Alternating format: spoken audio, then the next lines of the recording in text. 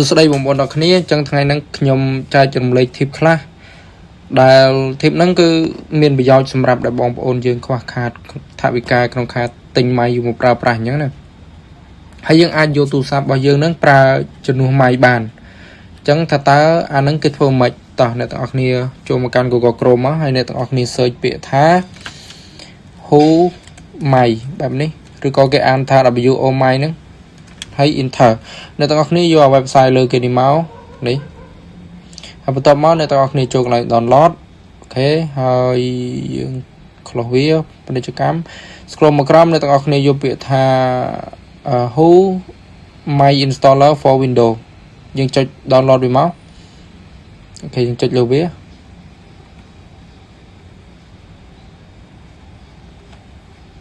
ចំស្ងាត់ជ្រាបហ្នឹងវាអត់ដើរដោយសារអ៊ីនធឺណិតខ្ញុំ slow អ្នកនរគ្នា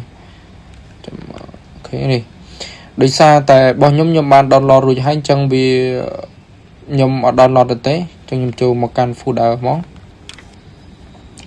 គឺមួយនេះអ្នកទាំងអស់គ្នាគឺ WO My Client Setup មួយនេះអ្នកទាំងអស់គ្នាគាត់ចុចលើវាពីរដងមកហើយចុច yes ហើយបន្ទាប់មកចុច OK ហើយកន្លែងនេះចុច next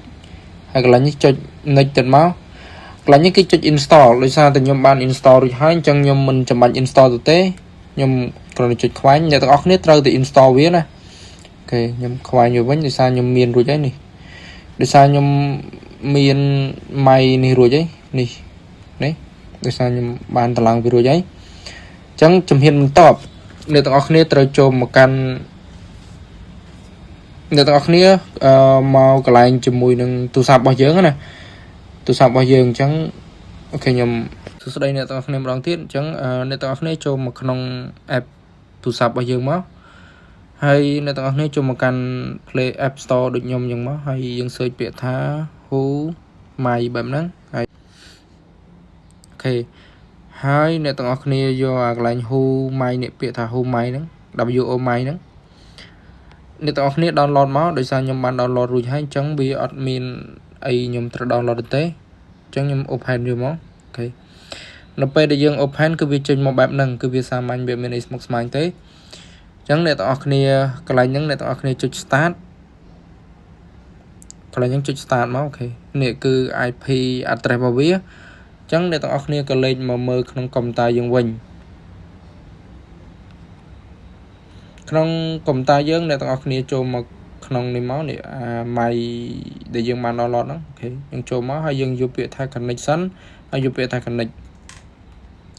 នៅពេលដែលវាចេញមកបែបហ្នឹងអ្នកទាំងអស់គ្នាត្រូវផ្ទៀងជាមួយនឹង IP address របស់វា IP address ទូរស័ព្ទរបស់យើងគឺ 192.168.1.4 អញ្ចឹងអាកន្លែងនៅលើ desktop របស់យើងនេះដាក់ឲ្យដូចជាមួយនឹង IP address របស់ទូរស័ព្ទរបស់យើងហើយអ្នកទាំងអស់គ្នាត្រូវប្រកាសថា Wi-Fi អ្នកទាំងអស់គ្នាត្រូវឈរតែមួយទូរស័ព្ទនិងកុំព្យូទ័រឈរទៅលើ network តែមួយអញ្ចឹងណា Wi-Fi របស់វាបានវាអាច connect បានអញ្ចឹងអ្នកទាំងអស់គ្នាចុច connect មកកន្លែងនេះបើសិនបើអ្នកទាំងអស់គ្នាថ្មីអ្នកទាំងអស់គ្នាត្រូវចុចallo រហូតណាចុច allo ដោយសារតែខ្ញុំបានធ្លាប់ជាប់ម្ដងហើយដល់ពេលអញ្ចឹងខ្ញុំអត់មានអីត្រូវចុច allo ចុចអីទៅទេបើអ្នកទាំងអស់គ្នាថ្មីអ្នកទាំងអស់គ្នាចុច allo លើទូរស័ព្ទបានវាអាចប្រើប្រាស់បានឥឡូវអ្នកទាំងអស់គ្នាសាកមើល hello ឮខ្ញុំនិយាយអត់អ្នកទាំងអស់គ្នាប្រយ័ត្នអ្នកទាំងអស់គ្នាឃើញយើងប្រើទូរស័ព្ទរបស់យើងទៅជាម៉ៃឃើញអត់នេះវា load លើនេះ Who នេះអូខេអ្នកទាំងអស់គ្នាស្ដាប់បានច្បាស់អ្នកទាំងអស់គ្នាយើងប្រើប្រាស់ងាយស្រួលដែរសម្រាប់យើងអ្នកខ្វះខាតអញ្ចឹងណាហើយយើងមានតែទូរស័ព្ទយើងក៏មានម៉ៃយើងអាចប្រើទូរស័ព្ទយើងទៅជាម៉ៃនិយាយទៅយើងអាចឆ្នៃតាមលទ្ធភាពរបស់យើងតាមអ្វីដែលយើងអាចធ្វើបានអូខេអញ្ចឹងខ្ញុំមានតែប៉ុណ្្នឹងទេហើយអ្នកទាំងអស់គ្នាកុំភ្លេច subscribe និងដាក់សញ្ញារូបកណ្ដឹងដើម្បីទទួលបានវីដេអូថ្មីៗពីខ្ញុំអូខេសូមអរគុណនិងសូមជម្រាបលា